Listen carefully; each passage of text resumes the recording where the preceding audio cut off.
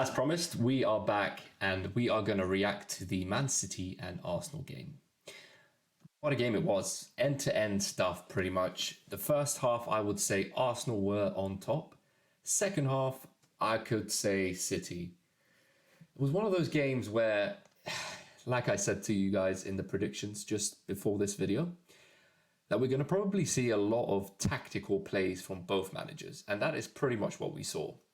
We saw Arteta pretty much just throwing everything at it towards the middle and end part of the game, with Guardiola closely watching his steps and really just making I would say he took the right steps to counter everything that Arteta did. And I don't think Arteta could have done anything more. He put on everyone he could. He put on 6 subs. That's a lot of subs, actually, if you think about it. But let's go into the first half. If I'm not mistaken, the first great effort that we saw was from Tomiyasu. And what a kick it was. It was great. It was a very, very well taken shot. And let's just say Ortega, Man City's second keeper, isn't a slouch keeper. He's probably going to be able to fit into most teams with the quality that he has. And the shot didn't actually go straight. It actually curved a little bit, and it was a very, very well taken shot. So kudos to Ortega for saving quite well. And City needed him for the second attempt that we had. And Trossard was causing a lot of issues on the left. I think Stones was the guy that was covering. He even slipped, or maybe Trossard wrong-footed him, which was quite interesting to see. But yeah, Trossard had a really, really good shot. And again, Ortega stepped in and saved very, very well. So, yeah, I don't really know what to say. It was just one of those games where from watching this game, we can very much look forward to the 2 upcoming Premier League games. Now, yes, Arsenal lost 1-0. My predictions were 2-1, actually, as you guys would have probably seen from the previous video that was uploaded. But I would say it deserved more goals from the strikes that were taken, especially by Arsenal. I think one of those 2 good strikes should have gone in. But hey, I don't want to be biased. I'm an Arsenal fan, as you all know. But yeah, I mean, I think it's probably best that the fact that we lost. I don't want to lose. I didn't want us to lose. But now we can focus a little bit more on one less cup. We've got the Europa and we've got the Premier League, most important title to win.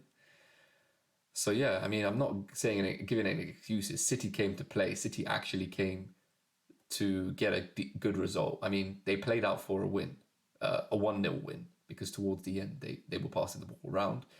And I wouldn't say they were attacking very much. So, I mean, Arsenal were chasing, but City in the Etihad Stadium at home, they're obviously going to see the game out.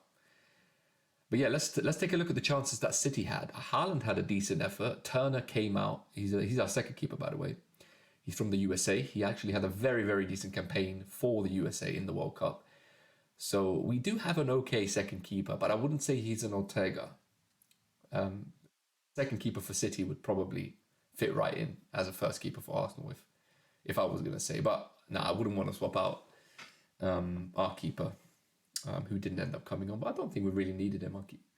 Turner was doing all right. But yeah, Haaland had a decent effort. Turner met him pretty much dead on. He kind of 50'd him. And then from there, the ball went up into the air and Haaland went for an overhead kick. And it was actually on target. It was bouncing very slowly into goal. And Tomiyasu was able to come back and control the ball and clear it. But it was a sign of things to come from City.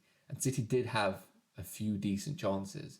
Down the left, if I'm not mistaken, Grealish was causing a few issues, which was a surprise, if I'm honest. And yeah, then finally, Nathan Ake, if I'm pronouncing his name right, he got the winning goal. I think City had hit the bar very, very well, I would say. I don't know if you can hit the bar well, but I would say it was very well hit. I heard it quite loudly, actually. So that's why I would say it was very well hit. But yeah, and then it ricocheted off to a City player. And then even though we did have some players back in defence, it somehow fell to Ake, who had a bit of space. And I think he played it across Saka. and he just rolled it into the left corner. I would say Turner was in a bad position.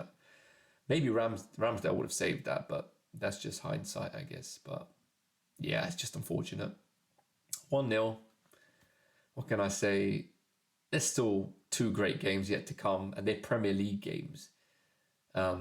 This FA Cup game, we started with pretty much our B team. Now, we did have A team. Well, up front, we had our A team. So did Man City. But it's one thing actually starting your A team for both teams. I think that goes a long way. And also, on top of that, the Premier League is a different level.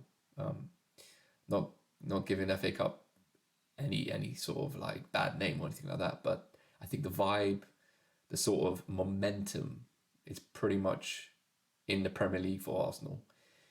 I'm just hoping that they can get a result on one of those games. But looking at City's performance today, there wasn't much to really like divide the two teams. If we look over here at the match stats, you had 54% possession compared to 46% possession for Arsenal.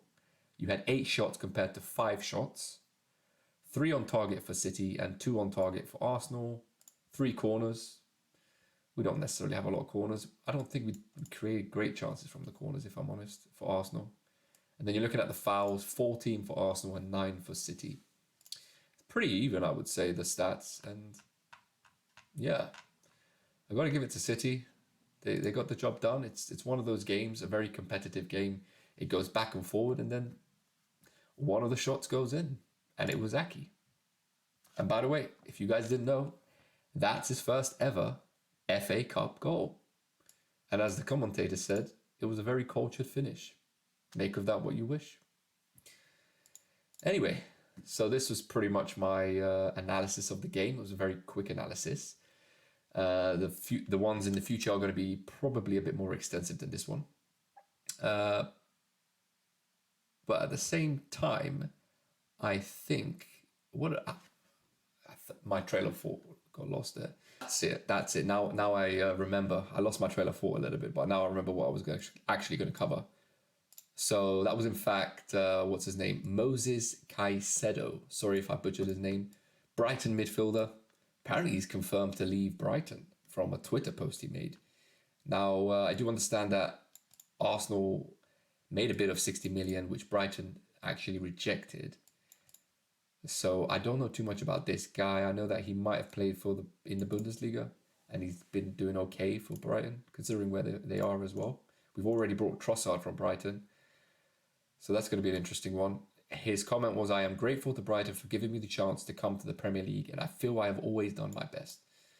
It's very sweet of him. There's a few more things he's added there, but so what does that actually mean? If he wants to go, then does that mean Brighton are obliged to accept the offer of 60 million? Because technically he wants to go. So maybe they will accept the 60 million. I don't know how these things go, but there is a bit of information down here. Given that they are currently 6th in the table, that being Brighton, with the potential to move 5th if they win their 2 games. They're doing very well, actually. I didn't realise it was so high up. So they've got a game in hand for Tottenham, and Brighton might have no desire to sell the player, having also reportedly turned down a £55 million bid from Chelsea. Why is it that Chelsea's always going for our players? That's insane. Anyway, that's the end of the video. Click like, add a comment if you want, and subscribe. Till next time.